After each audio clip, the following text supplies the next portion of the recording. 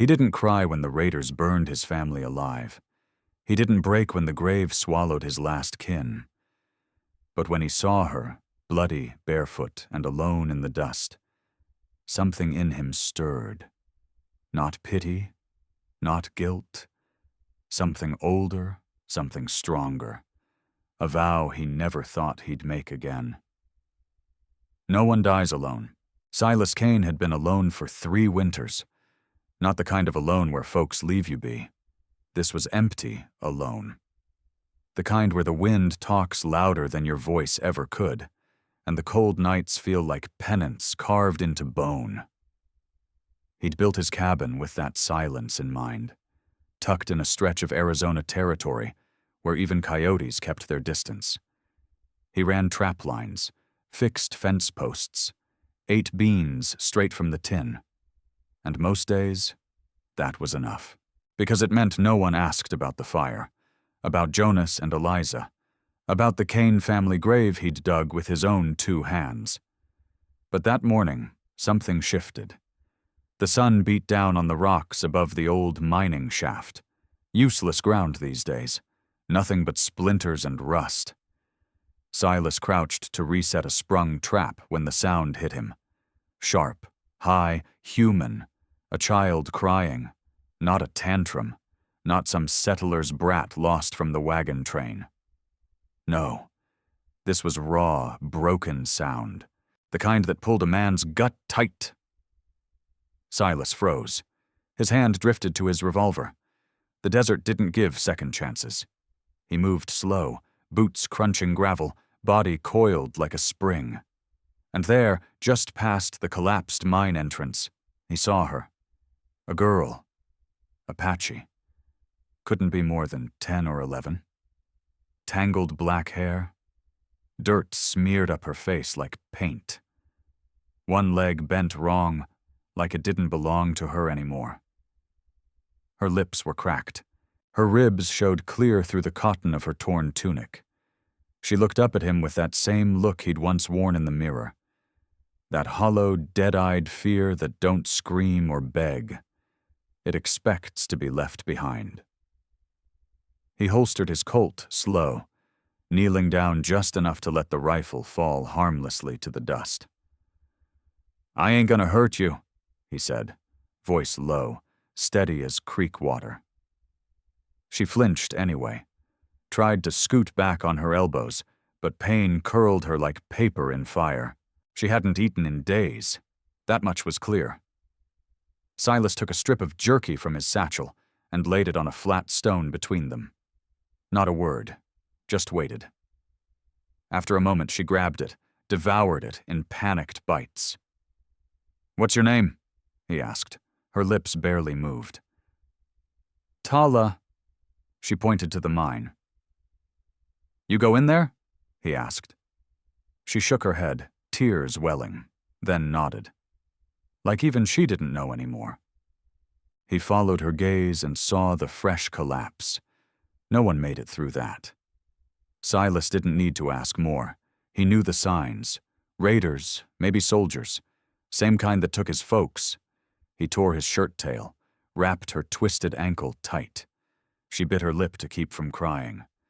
Watched his hands like they held the key to the whole world. When he lifted her, she didn't weigh more than a sack of kindling. She didn't speak, just clung to his shirt like it was the last thread tying her to this world. His horse, Dusty, stood waiting where he'd left him. Patient as always. Silas mounted up with her in his arms, settling her against his chest. Her head fell against him, not out of comfort, but exhaustion. Halfway back to the ranch, her voice broke the silence. "You think he'll come back? My pa?" Silas didn't answer right away, just watched the horizon, let the saddle rock the truth loose from his gut. "You're strong," he said. "Stronger than you know." Then, in a voice he barely recognized as his own, he added, "You grow up tough enough, I'll marry you someday." It was meant as a joke, but she went still. And then, a sound he hadn't heard in a long while, a shy, breathless laugh, That night, he laid her on fresh blankets in the barn, lit a lamp, sat nearby, close enough so she knew she wasn't alone. And when she finally slept, Silas kept his eyes on the door, hand on the grip of his Colt. Coyotes howled somewhere out past the ridge. But inside the barn, for the first time in a long time, someone needed him. And needing, well, that was the first step toward living again. Closing CTA. If that first spark of trust between Silas and Tala hit your heart, don't ride off just yet. Subscribe now so you don't miss the rest of their journey through fire, blood, and the unforgiving land that shapes them. Because in the Wild West, family ain't always born, it's forged. The ride back to the ranch was long and silent. Tala didn't speak, but Silas could feel her heartbeat against his chest. Uneven, guarded, like she was trying not to take up space, afraid this kindness might vanish if she breathed too loud. The sun was low by the time they rode into the back lot. Silas eased her down gently, keeping his voice steady. "We'll start with rest. That's all you need to think about." He carried her straight past the barn and toward the bunkhouse, but a sharp voice stopped him cold. "Silas." Amos Croft stood on the porch, arms crossed, mouth drawn tight. The old rancher had a face like dry leather and a tongue rougher still. He'd taken Silas in after the raid, gave him work when no one else would. But sympathy didn't run deep with Amos, and trust ran even thinner. "What in God's name is that?" Amos asked, eyes fixed on the girl in Silas's arms. "She's a child," Silas said flatly. "Injured, hungry." "And Apache," Amos growled. "You know what hell that brings, son? If raiders come sniffing?" "She stays," Silas said, cutting him off. Amos blinked. Silas never interrupted him, never talked back. But there it was, plain and immovable. A new weight in the younger man's voice, like iron set to boil. Amos muttered a curse under his breath, spit tobacco to the dirt. "Then you'd best keep her out of sight, and pray those hills stay quiet." Silas carried Tala into the barn instead, setting her down on a pile of clean blankets in the hayloft. He gave her water, then sat down close, but not too close, letting her breathe. Only when her eyes began to close did he speak again, so soft it barely counted as sound. "You're safe now." But the words hung heavy in his chest, because he didn't know if they were true.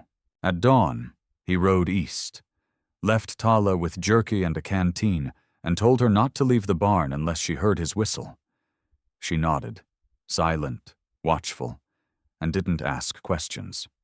Silas followed her trail, past the mine, and into the low hills. The ground was dry and the signs faint, but he could read the story clear as if it were ink on a page. 3 camps, one burnt out, another torn to pieces, scattered footprints, blood, drag marks. And then, nothing. The tracks vanished into hard stone and silence. He stared out across the ridge, every muscle drawn tight. No sign of Taza, no sign of Elu, no sign of hope. He came back before the sun reached its peak. The barn smelled of horses and dust. Tala sat in the hay, hands in her lap, face pointed toward the door like she'd been listening for him the whole time. He dismounted, walked in slow, and crouched beside her.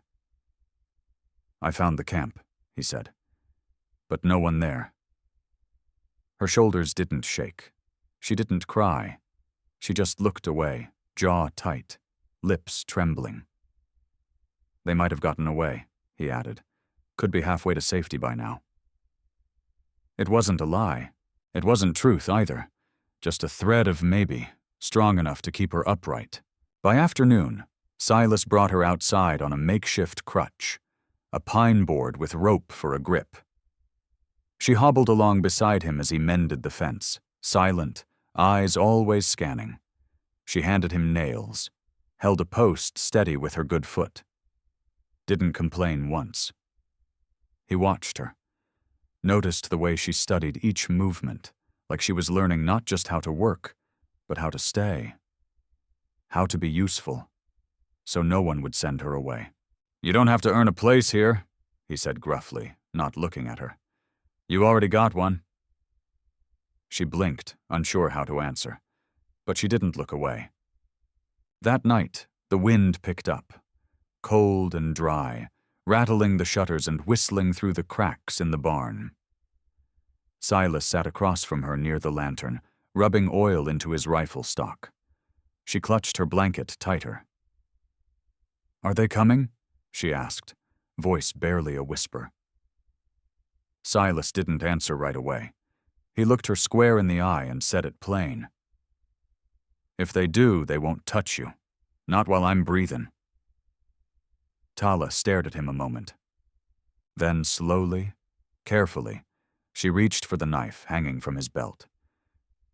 "Teach me," she said, "so I'm not helpless next time." Silas nodded once, solemn. No lecture, no soft words, just the quiet understanding between two souls that had already lost too much. He handed her the blade. But first, they practiced by lamplight. Grip, stance, how to hold steady, not shake, how to breathe before the strike. She listened like her life depended on it, because it did. When she finally lay down to sleep, she did so with the knife beside her, wrapped in cloth like a talisman. Silas stayed awake long into the night, one hand on his revolver, the other on a promise that weighed more than any vow he'd ever made. Because he'd seen it in her eyes now. Not just the fear, but the fire. And he knew, if this land wanted to hurt her again, it'd have to come through him first. It started with a knock at the barn door. Sharp. 3 times. Not a stranger's knock, but one that carried weight. Silas Kane stood slow from the workbench where he'd been oiling the hinges of his trap rifle. Tala looked up from the floor where she'd been stitching a patch onto one of his old shirts. Her eyes narrowed, shoulders tense. He opened the door just a crack. It was Amos Croft, face drawn tight. "Sheriff Vance came by," the old man said without preamble. "He wants a word." Silas nodded, slipped his revolver into his waistband, and stepped outside. He didn't need to be told what it was about. Sheriff Vance was waiting at the edge of the fence line, hat pulled low, eyes scanning the horizon like they expected trouble to ride in on the wind. "You took in a girl," the sheriff said. No greeting, just truth laid bare. "Apache." "She was hurt," Silas replied. "Alone. She still is. And now she's here. With you." The 2 men locked eyes. Neither flinched. "There's talk," the sheriff went on, "about Slade Maddox and his crew. Rumors say they're moving through the southern ridge. Same route they used last spring when they torched that settler wagon train near Dry Fork." Silas stiffened. That was a name that turned folks' stomachs. "He's looking for something," the sheriff added, voice low. "And I got reason to believe it's that girl, or what she might be carrying." Silas didn't blink.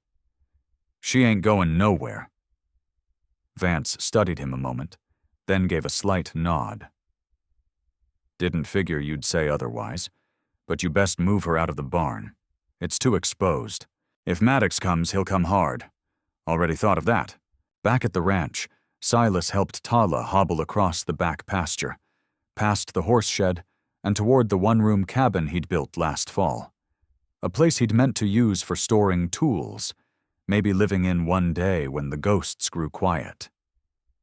Now, it would serve another purpose. The air was hot, dry. Buzzards circled high above, lazy and slow. But even the birds felt wrong today. Restless. Inside the cabin, Tala looked around, running her fingers across the raw log walls, the single cot, the tiny stove. "This yours?" she asked. "It's yours now," he answered. She turned to him, eyes dark and uncertain. "Are you scared of them? The men who are coming?" Silas gave a grim smile. "I'm scared of letting you get hurt. That's different." She didn't answer, just sat down on the cot, her hand brushing the edge of the Colt he'd placed within reach. For the first time, she didn't look like a child waiting to be rescued. She looked like someone preparing to stand. That night, the first howl came from the ridge. Not a coyote, not a wolf, a man, a signal. Silas was on his feet before the sound faded, rifle loaded, lantern doused. He checked the door, the windows, every nail in the wall. Outside, the stars were thick.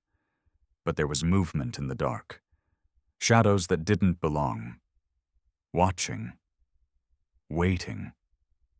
Tala stood behind him, silent. Her breath even, her hands steady on the revolver. "You remember what I told you?" Silas asked, voice low. "Shoot only if you have to," she whispered. He nodded. "And if they get through me?" "They won't," she cut in. Firm. No hesitation. He turned then, looked at her, and something in his chest twisted. This wasn't the broken girl from the mine anymore. This was someone forged by loss, and now sharpened by resolve. The next morning came heavy with dust and silence. Amos rode in at dawn, his face pale. "There's smoke near the southern ridge," he said. "A campfire. Big one." "How many?" Silas asked. Couldn't tell, but enough to make the horses skittish. Tala stood behind the cabin door, listening. "They're watching," she said. "I can feel it." Silas believed her. That day, he moved her things into the cabin proper. Blankets, food, water, his second rifle. Reinforced the door with timber. Dug trenches along the back path. Every move he made was careful, practiced, cold. He wasn't just preparing for an attack. He was preparing for the attack. Tala helped where she could, even with her limp. Every time her ankle gave out, she just gritted her teeth and kept going. No complaints, no fear, just fire. That evening, after the wind died and the ranch dipped into golden quiet, she sat beside him on the porch steps.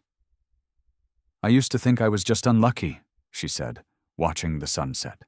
"That I lost my family because I wasn't strong enough to fight." "You were a child," Silas replied. "I'm not anymore." He didn't say a word. She leaned her head gently against his shoulder, and for a long moment, neither of them moved. The ridge was quiet, but Silas knew that peace in the West never lasted long.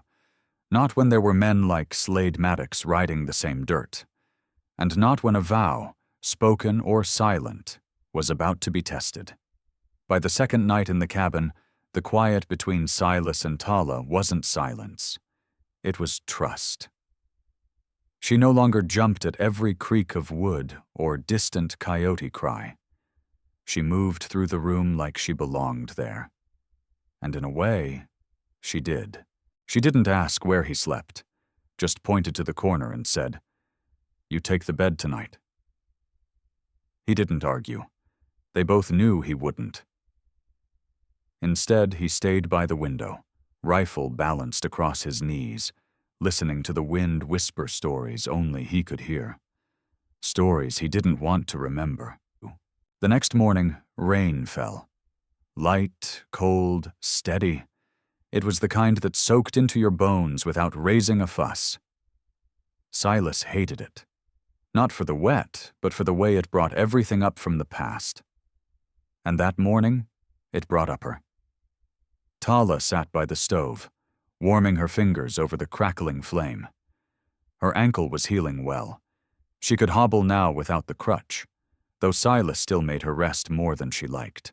"You always been alone out here?" she asked, watching the fire instead of him. He didn't answer right away. "No," he finally said. "I had folks. Once." She waited, sensing there was more. Silas stood, walked to the shelf, and pulled something from behind the lamp. A photograph, edges curled from time. He wiped the glass with the edge of his shirt and handed it to her. Tala studied it. A younger Silas stood between a woman and a man. The woman had gentle eyes. The man looked like granite. "Jonas and Eliza Kane," Silas said, voice tight. "My parents." "What happened?" He sat down slow, like the weight of the years had come back all at once. "Raiders," he said simply. "Same kind that are hunting you now. Slade Maddox's sort. They hit our homestead at dusk. I was off checking the trap line. Came back to smoke and silence." Tala swallowed hard. "And you?" "I buried what was left. Took my father's rifle. Rode till the pain got quiet enough to carry." She held the photo with both hands, careful not to smudge the faces. "You never told anyone that?" "Didn't have reason to." She set the picture down beside the lamp. "You do now." That afternoon, the rain let up. They stepped outside, boots squelching in the mud. Silas helped her down to the corral, where Bess, the old mare, stood half asleep. "Still think I'll ride again?" Tala asked, half smiling. Silas handed her the brush. "I know you will." She stroked the horse's neck, slow and steady, the way Silas had taught her. The mare nuzzled her gently in return. "You ever think about leavin'?" she asked. "Startin' fresh, somewhere no one knows your name?" "Thought about it," he said. "But I reckon the land don't forget. You just carry your ghosts to a new patch of dirt." She nodded, as if that made sense to her. That night, they ate beans and cornbread. No meat. Nothing had sprung the traps in 2 days. But Tala didn't complain. She watched the flames dance inside the stove, then turned to him, serious. "If they come," she said, "I don't want to hide." Silas looked at her. Really looked. "You're a kid." "I was," she said. "Not anymore." He didn't argue. Not because he agreed, but because he knew it was true. Then, soft as dust, she added, "You lost your family. I won't lose mine again without a fight." It broke something in him. Not in a bad way, just enough to let the truth through. "You're not alone this time," he said, "and they ain't taking you without a war." Later, after she'd fallen asleep, he sat outside the cabin under the lean-to roof. The rifle lay across his lap again, like it always did. Rain had stopped. Stars peeked through the clouds, one by one. He lit a cigarette, took a slow drag, and stared out toward the ridge. Somewhere out there, Slade Maddox and his men were sniffing for blood. Silas knew the type. Men who took what wasn't theirs and burned what they couldn't carry. He exhaled smoke and hate in equal measure. The girl was right. They wouldn't run. They'd stand. The storm came without warning. Not a weather storm, though thunder still rolled across the sky like God was clearing his throat. This was a storm of truth. The kind that doesn't soak your clothes but drowns your soul if you ain't ready. It started with a question. "You ever been hunted for something you didn't even understand?" Tala asked. Silas was at the workbench, cleaning his rifle, hands methodical, mind on the ridge. He didn't answer at first. Then he looked over, saw the weight in her eyes. "Yeah," he said. "Not for long, but long enough." Tala hesitated, then reached beneath her blanket, pulled something small from the folds of her shirt. A leather pouch, no bigger than a man's palm, tied tight with sinew. "My father gave me this," she said, "before the gunfire started." Silas stood slowly, setting the rifle aside. "Can I see?" She didn't speak, just nodded once and placed the pouch in his calloused hand. He undid the knot, slow and careful, like it might bite. Inside were 3 coins, round but irregular, not like any he'd seen. They shimmered faintly in the firelight, edges worn smooth, symbols barely legible. "Where the hell did these come from?" he muttered. "They were passed down," Tala said. "My great-grandfather called them blood currency. My father said they were worth the lives of many families." Silas's thumb ran over one of the coins. They were heavy, ancient, real in the way gold is real, more than just shiny metal. These were promises made solid. He felt a chill crawl across his spine. "Now I know why Maddox keeps circling," he whispered. "He's not chasing you, he's chasing this." Tala nodded. "They thought we were running with stolen trade. We weren't. We were just trying to keep the pouch hidden." Silas looked up at her, the fire casting shadows across his face. "Do you know what it's worth?" Tala shook her head. "Only that people would kill for it, and my father believed it could buy freedom." Silas tightened the pouch shut, handed it back. "Well," he said, voice grave, "looks like we've got ourselves a war chest." By morning, the air felt different. The kind of stillness that made horses skittish, and men check their guns twice. The kind that said somebody's watching, even if the hills were empty. Amos Croft rode in with hard eyes. "Sheriff spotted Maddox's sign on the North Trail," he said. "They're looking for something, not just burning for fun. Vance thinks they'll hit this ranch within days, maybe less." Silas didn't flinch. "Then we'll be ready." Amos glanced at the cabin where Tala watched from the window, the curtain barely moving. "She worth all this?" the old man asked, voice low. Silas didn't answer with words. He just met Amos's eyes, steady, unmoved, and after a breath, Amos nodded. "I'll stay. But we're outgunned." "We've got the land. We've got heart," Silas said. "That's something Maddox don't." That night, with the wind high and the fire low, Tala sat beside Silas on the cabin floor. The coins lay between them, glinting like ghosts. "You regret finding me?" she asked quietly. Silas didn't speak for a long time. "Every man walks with a weight," he said finally. "For a while mine was made of grief and guilt, but now—" He looked at her. "Not as a child, not as a burden. But now it's a weight I choose to carry." Tala nodded.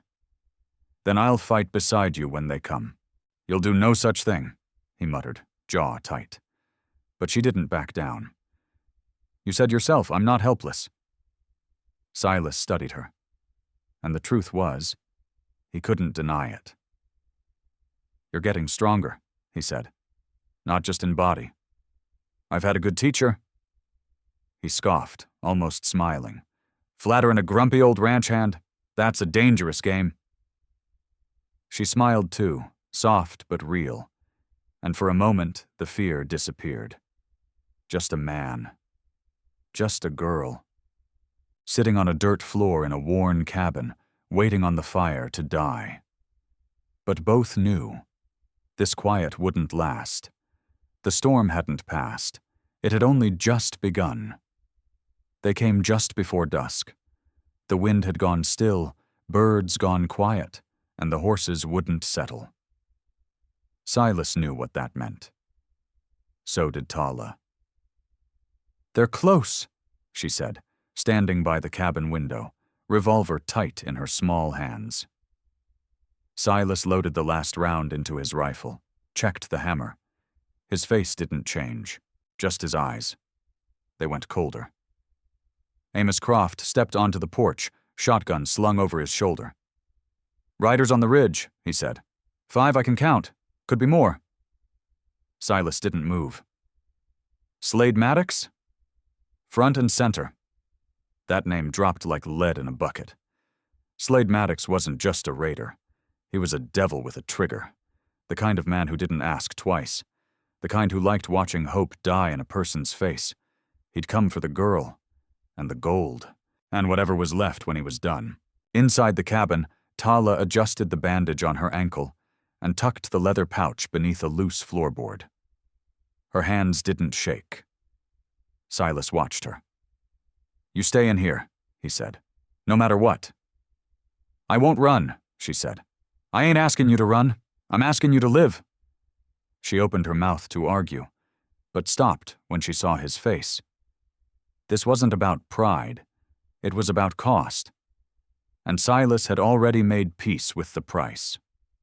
When the dust trail reached the gate, the first thing Silas saw was Maddox's smile. Wide, yellow, vicious.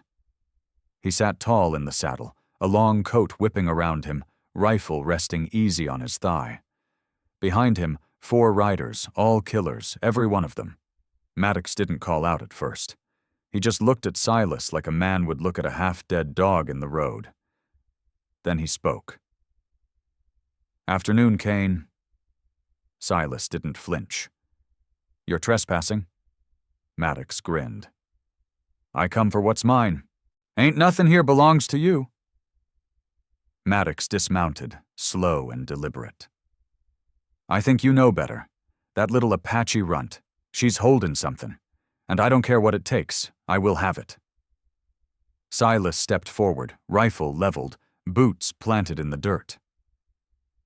"You want her," he said, voice like gravel. "You come through me." The grin dropped off Maddox's face. "Didn't you lose your family already?" he sneered. "You really want to die for someone else's?" Silas didn't blink. "She ain't someone else's anymore." The standoff lasted a breath too long. Then Maddox gave a nod. Gunfire exploded. Amos Croft fired first, knocking one rider clean off his horse. Silas dropped to one knee, returning fire with precision. He didn't waste bullets. Every shot had a name. The men spread out, hooves tearing up dirt, slugs hitting the porch rail and cabin wall. Wood splintered. The air turned thick with smoke and grit. Inside, Tala ducked low, clutching her revolver, heart pounding like war drums. Outside, Silas moved like a man with nothing to lose, only someone to protect. He felt a bullet tear past his shoulder, hot and close. Fired back. One of Maddox's men screamed and went down, then another. But they kept coming. Maddox moved toward the barn, thinking the girl might be inside. Amos tried to cut him off, but he took a bullet to the leg and went down hard. Silas saw red. He charged. Maddox spun, too late. Silas slammed into him, both men hitting the dirt in a tangle of fists and fury. They rolled, kicked, cursed. Maddox swung a knife. Silas caught the blade, hand bleeding, eyes wild. "You fight like a man with nothing left," Maddox spat. "I fight like a man who ain't losing one more damn thing." Then Silas drove his fist into Maddox's jaw, once, twice, until the man went limp. Gunshots still cracked behind him. Silas turned just in time to see the last of Maddox's crew riding off, spooked and bleeding. The dust settled, and in the hush that followed, Silas stood. Bleeding, breathing, still standing. He limped back to the cabin, past Amos, still alive, cursing in pain, and pushed open the door. Tala stood there, revolver still in hand. Her eyes locked on him. "You stayed," she said, voice thick. Silas leaned against the wall, wiped blood from his face. "I told you I would." She moved toward him, slow, then wrapped her arms around his middle and held tight. He didn't stop her, didn't speak, just let her stay there, pressed against him, as the last rays of daylight caught the edge of the broken porch and the scattered shells across the dirt. The sun had barely crawled above the horizon when the second wave came. They weren't scouts this time. They weren't looking to talk. They came for war. Tala was feeding Bess when she heard the first shot tear through the windmill. Wood cracked, iron groaned. The old mare screamed. Silas threw the door open, rifle in one hand, the other dragging Amos. still wounded but cussedly alive, toward cover behind the cabin wall. "They're back," he growled. Tala didn't hesitate. She handed the bucket to the ground and grabbed the spare revolver from the tack hook. Her hands didn't shake this time. She had made her choice. There were more of them now. Twice as many. Maybe more. Bandits on horses, rifles slung, bandanas masking half their faces like they were ghosts of old war. Among them, a big brute named Clay Rourke, Slade Maddox's second, now took charge, and he wasn't out to talk. They wanted the girl, and they wanted revenge. Silas could feel it in his bones. This wasn't just a fight. This was the fight. The first volley of bullets came like a thunderclap. The front of the cabin splintered like matchsticks. Bess screamed again, trapped in the barn as bullets zipped through the boards. Amos fired from behind an old wagon wheel, gritting his teeth as he reloaded with one bloody hand. Silas crouched low beside the window, sighting down his Winchester. Crack. One down. Crack. Another dropped, kicking up dust. But they kept coming. "Back door!" Tala shouted.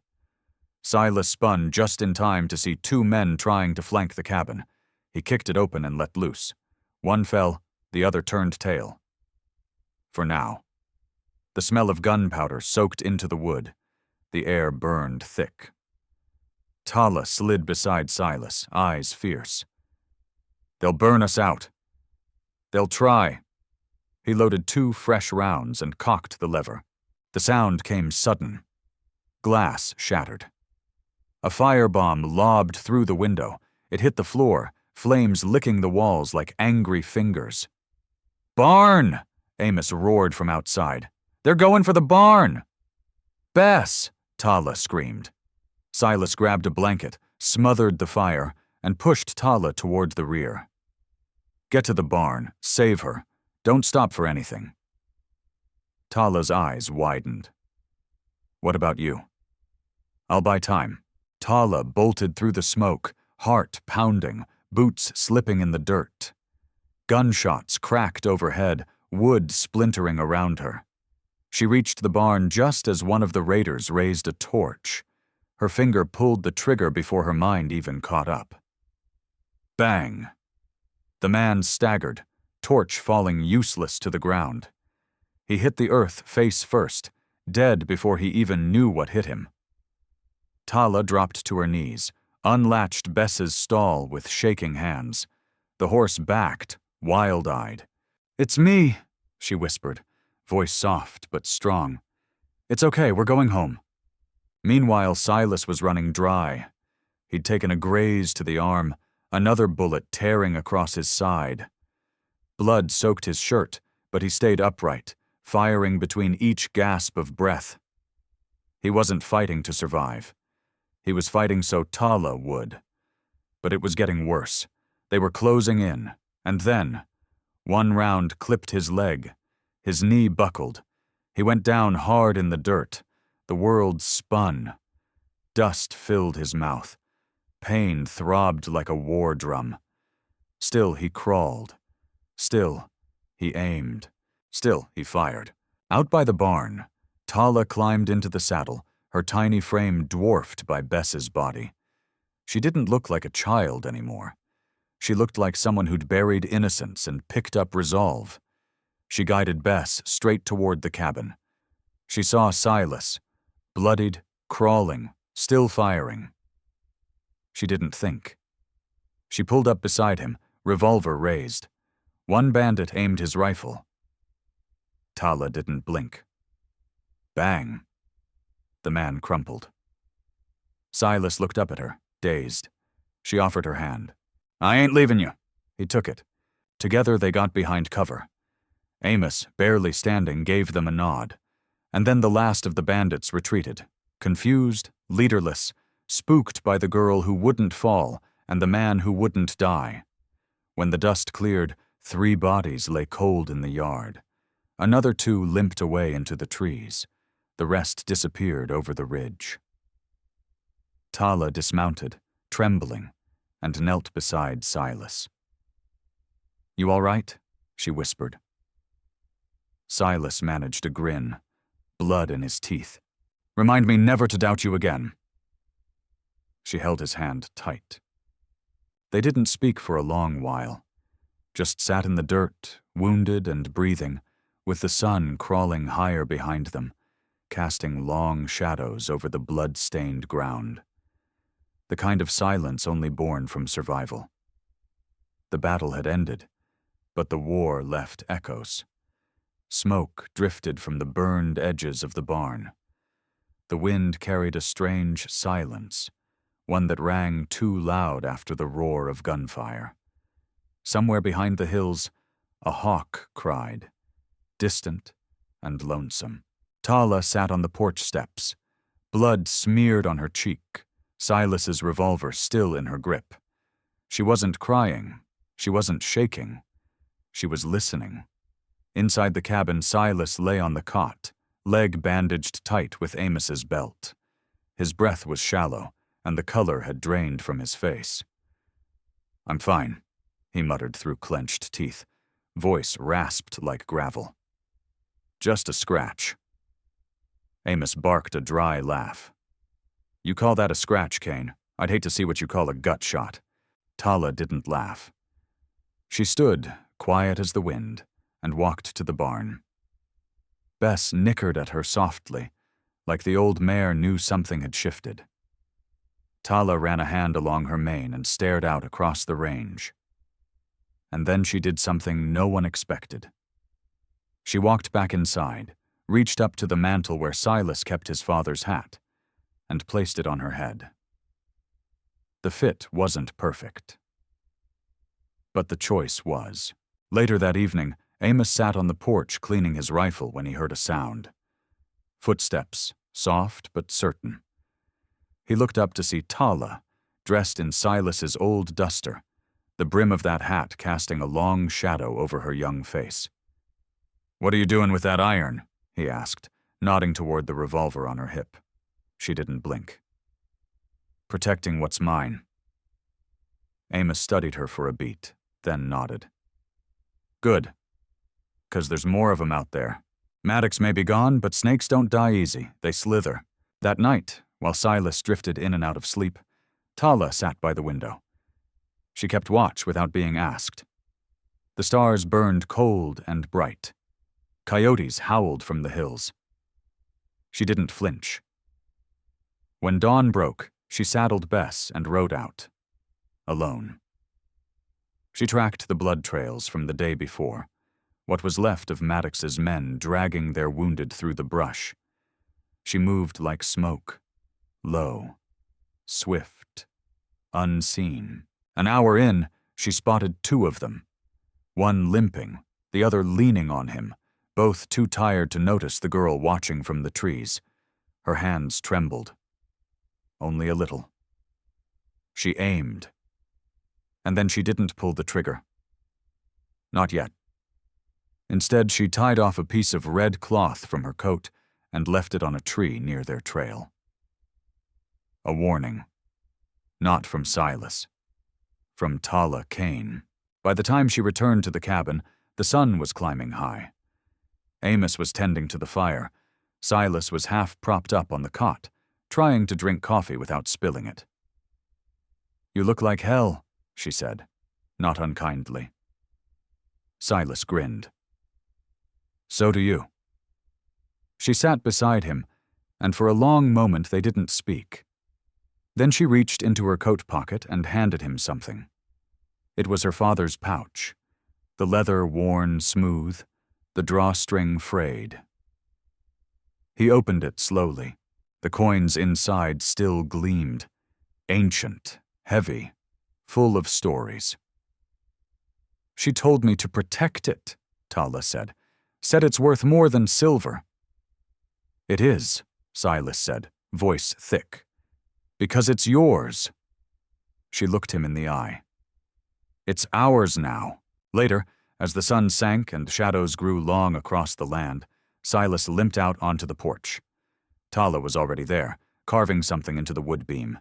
He squinted, then smiled. It was a name. Cain. Big. Bold. Permanent. "You sure?" he asked. She nodded once. "I chose it." He put an arm around her shoulder. She didn't pull away. That night, the cabin didn't feel like a tomb anymore. It felt like a beginning. The storm had passed, but the land hadn't caught its breath yet. Smoke curled from the blackened barn timbers, and the earth still bore scars from boots and bullets. Bess limped gently in the pasture, a fresh bandage around her leg, while the chickens clucked warily, unsure if the morning sun meant peace or more gunfire.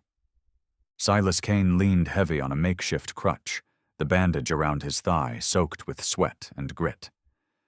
Every step was a jolt of pain, but he didn't complain. His eyes stayed fixed on Tala, who moved about the cabin like she'd always belonged there. She swept ashes from the hearth, rebuilt the corral gate, saddled Bess with care and purpose. There was something about her now, steel under the skin. She didn't flinch when the wind banged the shutters. She didn't startle when a hawk cried overhead. She'd looked death in the eye, and it had blinked first. "Sheriff's expectin' us," Amos said, tightening the last strap on his saddle. "Ledger needs settlin' after what happened. Town don't know if we're the heroes or the fools." Silas nodded. "Guess we better give him an answer." Tala stepped out onto the porch, Silas's father's hat still perched on her head. She wore it like armor now, not memory. "You ready?" Silas asked. She didn't answer with words, just climbed into the saddle like she'd been born to it. They rode into town slow, real slow. 3 horses, 3 riders, the battered ghost of a mare in front, a grizzled rancher at the rear, and in the center, Silas Cain and the girl who no longer hid behind him. Dust kicked up beneath their hooves as folks stepped out of shops, squinting through the noonday sun. Old Man Foster stopped stacking crates. The widow Langley dropped her spoon mid-stir. Even the saloon piano trailed off into silence. All eyes went to Tala. She sat tall, face calm, shoulders square. That duster swallowed her frame, but somehow it didn't look borrowed anymore. It looked earned. Sheriff Vance met them at the steps of the town hall. He wore a clean shirt, but his eyes were rimmed red from 2 nights without sleep. "Silas," the lawman nodded. "Heard about Maddox. Town owes you." Silas shrugged. "Don't owe me, but there's someone else you might want to speak with." Vance turned his eyes to Tala. He cleared his throat, pulled a leather-bound ledger from under his arm, and flipped it open. "For the record," he said, voice firm but kind, "we need her name. For the incident, for the grave markers, for the record books." Silas looked at her, letting her decide. Tala slid down from Bess, brushed the dust from her trousers, and stepped forward. Vance crouched slightly, pen poised. "What's your name, miss?" The square was silent. Even the wind seemed to wait. Her voice rang out, steady as a church bell. "Tala. Tala Cain." There was no tremor in it, no question, just truth. Vance blinked, looked between her and Silas, then nodded and scratched it down in ink. "Welcome to the county, Miss Cain." From the saloon, someone clapped. A single pair of hands, then 2 more joined, then a cheer. It wasn't thunderous, but it was enough. Later, as the sun dipped low and painted the street in gold and blood, they walked together past the general store. The folks who once stared at Tala with suspicion now tipped hats, offered nods.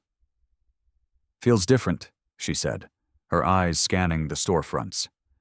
"It is," Silas replied. "You got a name now. That carries weight." She paused outside the blacksmith's, watching him hammer metal like it was nothing. You think they'll ever forget I'm Apache? No, he said plainly. But they'll remember your cane, too. That night, back on the porch, she sat beside him with the pouch of coins in her lap. I ain't running, she said. Silas looked at her. I know. I want to build. Use this for something good, something ours. He nodded, slow and proud. Then we start tomorrow. She leaned her head on his shoulder. For once, she let herself be the kid she was.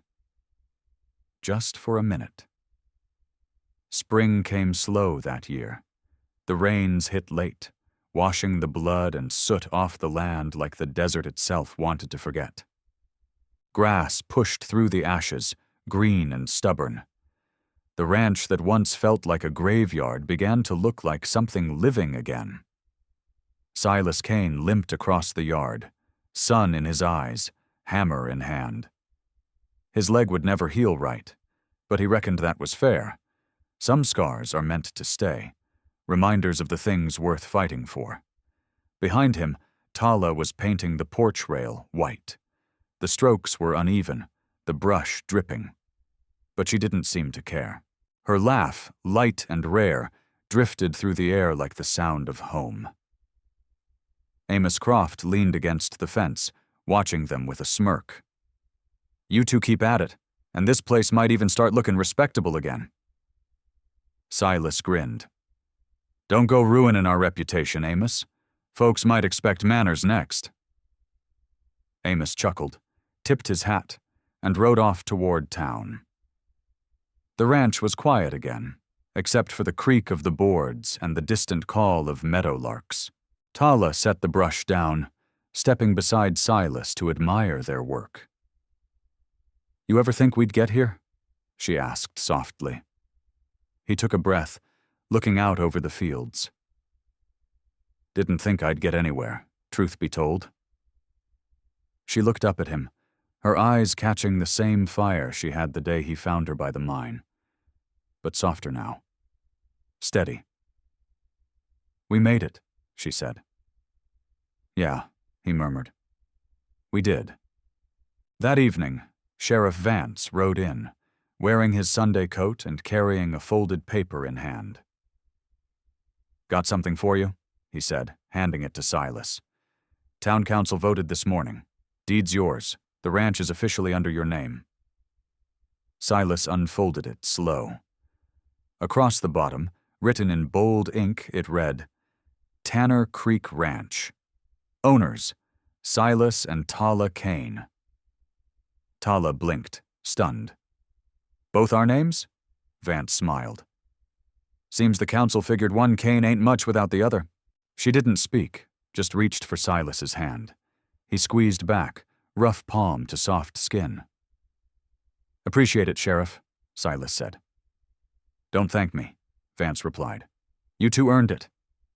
He tipped his hat and rode off, leaving a long trail of dust behind him.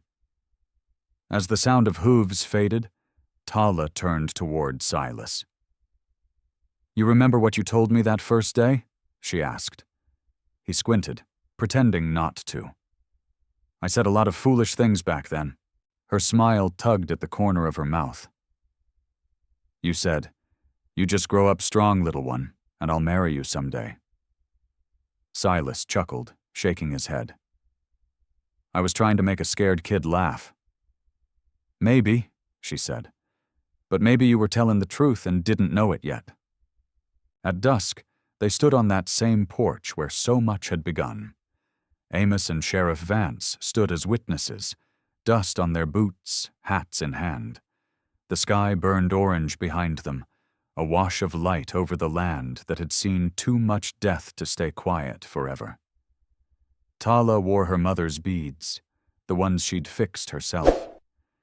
Silas wore his father's old vest, patched and frayed at the seams.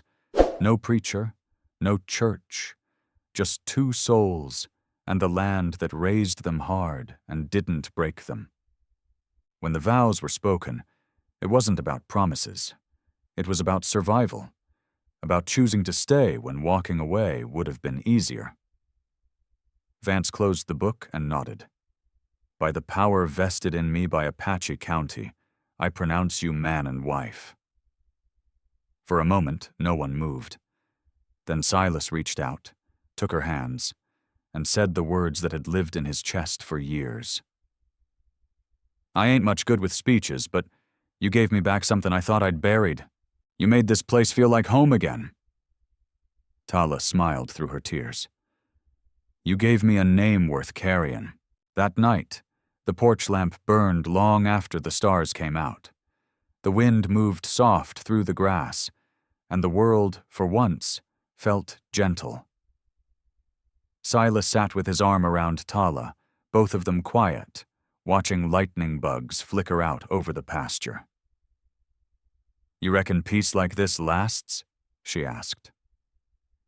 Silas took a long look at the horizon, the shadows, the memory of every fight that brought them here.